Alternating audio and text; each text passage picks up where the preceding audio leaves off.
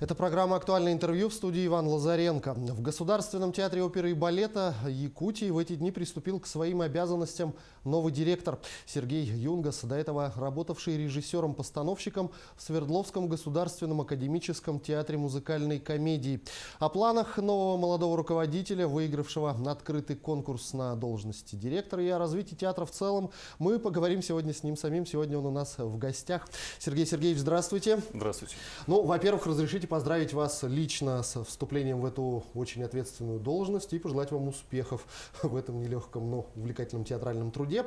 И расскажите, почему вы решили участвовать в этом конкурсе, потому что все-таки и регион у нас отдаленный, и должность больше административная, а работник вы больше творческий. Как это все связалось в ваше решение принять участие в этом конкурсе? Ну, во-первых, я впервые в своей жизни столкнулся вот с такой вакансией, которая была открыта на портале «Команда» Республики Саха-Якутия. И вообще впервые в России такая должность, если это можно так сказать, разыгрывалась по линии Министерства культуры. То есть обычно такие конкурсы проходят внутри Министерства культуры, и они не бывают такими открытыми. И меня привлекло именно то, что здесь, в Республике Саха-Якутия, все так открыто, гласно.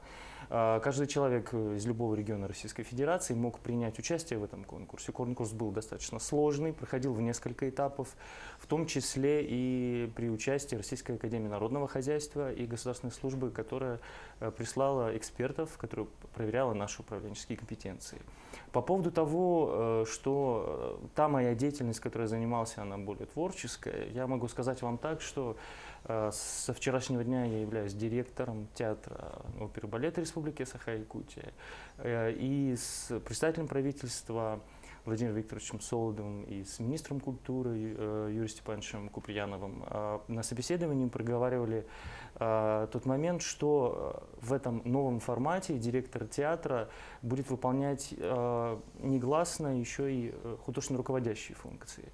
И поэтому вот этот мой опыт творческой работы в сегодняшней моей деятельности достаточно уместен. И я считаю, что это поможет мне быстрее и глубже влиться в дела и познакомиться с коллективом.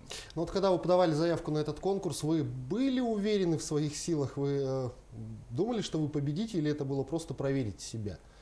Я могу вам сказать честно, может быть, это интуитивно, может быть, это что-то такое по линии судьбы, но как только я увидел эту вакансию, как только я прочитал об этом конкурсе, внутри меня возникло что-то такое, что я должен в этом участвовать. И когда я понимал, что я еду на конкурс, еду за свой счет в город Якутск на эти 5 дней конкурса, я не имел никакого чувства страха, никаких сомнений. То есть я был настроен на победу, я был настроен решительно, и я думаю, что вот эта моя решительность, вот эта моя внутренняя уверенность, она передалась и всем членам комиссии. Потому что когда человек имеет определенную цель, он имеет определенные задачи, то, наверное, и те действия, которые он совершает, и те цели, которыми он руководствуется, совпадают, сливаются воедино, и получается вот такой результат, который мы видим на сегодня. Накануне у вас прошла встреча с теми, с кем вам придется работать бок о бок, рука об руку в ближайшее время, с коллективом театра. Какие-то первые выводы вы уже сделали для себя? Для себя я сделал вывод, что коллектив очень интересный. Коллектив очень разнополярный, яркий. Вчера, когда мы общались на встрече с творческим, административным, техническим составом театра, я увидел очень заинтересованные лица, глубокие взгляды людей, которым не безразлично, чем они занимаются, людей, которым интересно свое дело, людей, которым хочется работать, хочется проявлять себя, хочется быть мотивированными. И поэтому мне кажется, что мы сработаемся, и мне кажется, что те внутренние посылы людей, посылы к творчеству, к желанию совершать вот эти прорывы в области театрального искусства, они будут иметь творческий выхлоп. Да, если можно так сказать. и мы будем делать интересные творческие работы. Но это все касается творческих планов. А проблемы, может быть, какие-то вскрылись, неожидаемые вами? Ну, для того, чтобы говорить о проблемах и в материально-технической базе, о проблемах там, отсутствия наличия инструментов в оркестре, о тех срочных ремонтах, которые нужно совершить, о тех срочных закупках, которые нужно сделать. Конечно, определенные уже наметки, потому что нужно сделать, есть. Нужен анализ и материально-технической базы, и того, что нам необходимо сделать в 2020 году. Потому что финансовый год подходит к концу, какие-то передвижки сделать в этом году уже достаточно сложно, и сейчас мы будем формировать наши планы на 2020 год, и, конечно, будем учитывать те проблемы, которые сейчас выявятся в результате анализа, и будем учитывать, конечно, просьбы коллектива, просьбы цехов по обновлению материально-технической базы.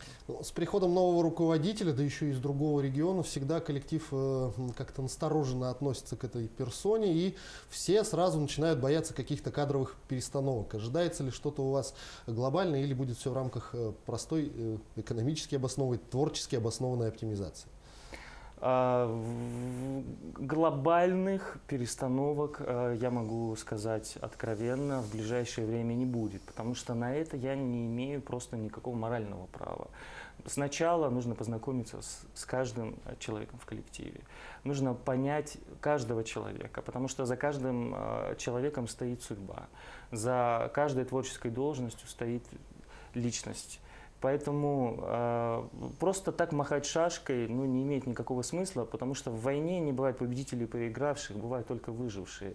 Я считаю, что то, о чем вы говорите, кадровые перестановки, на сегодняшний день они не актуальны. Я пришел с миром, я хочу проводить модернизацию, которая бы благотворно влияла на развитие театра, на его творческую деятельность, на его экономическую деятельность. Я хочу, чтобы количество зрителей в нашем театре в 2020 году увеличилось, чтобы мы сделали много интересных постановок и приглашали интересные творческие команды для совершения этих постановок. Поэтому я думаю, что мы будем все делать с миром, мы все будем делать с хорошим настроением. И тогда, когда мы делаем это все таким способом, и у людей есть мотивация работать, они понимают, что они нужны, потому что каждый человек должен понимать свою нужность и свою значимость в коллективе. Тогда у него возникает внутренняя мотивация к действию. Ну, прилетая на конкурс, вы на личном примере убедились о том, что наша республика, наш город очень отдален от центральных, да и восточных и близлежащих даже регионов России. Будет ли продолжаться гастрольная деятельность театра оперы и балета в этом аспекте, и будет ли продолжаться работа с приглашением специалистов из других регионов, из других стран? В 2020 году намечены гастроли, обменные гастроли с Хабаровским музыкальным театром. Мы собираемся ехать в Хабаровск, Хабаровск собирается приезжать к нам. Даты пока утверждаются. Планируются и другие гастроли по линии фонда поддержки гастрольной деятельности. А по поводу специалистов, конечно, есть планы по приглашению балетмейстеров, есть планы по приглашению художников и режиссеров, потому что вот эти вливания, это тоже определенная модернизация. Когда в театр приезжает какой-то новый художник, за то время, пока он помогает нам сделать тот или иной спектакль, он внедряет новые технологии. И это получается такой мягкий вход в новых технологий, в тот рабочий процесс, который есть у нас. То же самое с балетмейстерами и с режиссерами. Это всегда новые идеи, это всегда освежает силы коллектива, это дает возможность творческим и производственным цехам увидеть новое и попробовать сделать это новое, и эту новую технологию внедрить в постоянную деятельность театра.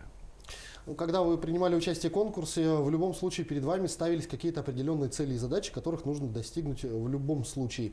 Не идет ли эта установка вразрез, может быть, в каких-то местах с вашей концепцией развития театра и, как вы видите, вот этот симбиоз, который пойдет на пользу развитию?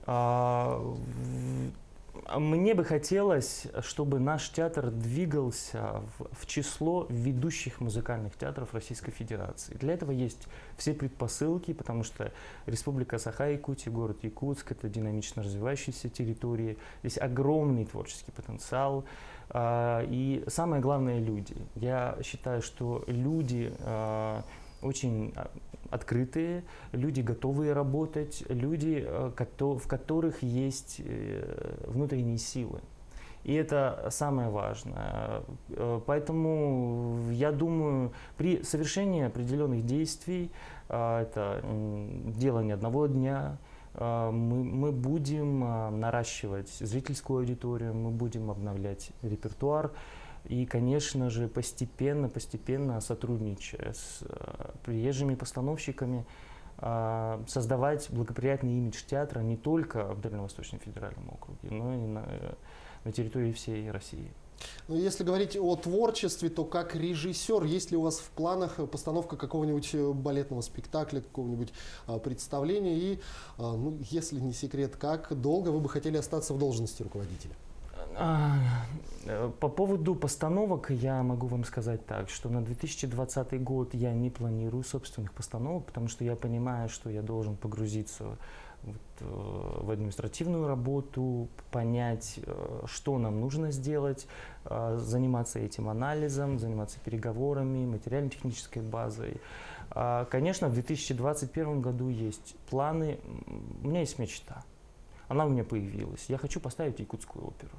Мне это очень интересно, и я думаю, что ради этого можно очень хорошо постараться и сделать такой спектакль, который бы в первую очередь нашел бы отклик в сердцах людей. Ну, будем надеяться, что все у вас получится. Да. Я благодарю вас за беседу, Сергей Сергеевич. Еще раз поздравляю с вступлением в эту ответственную должность и желаю вам успехов на этом нелегком пути. Спасибо. Это была программа «Актуальное интервью». У нас в гостях в студии был директор театра оперы и балета Республики Сергей Юнгас. До встречи в эфире.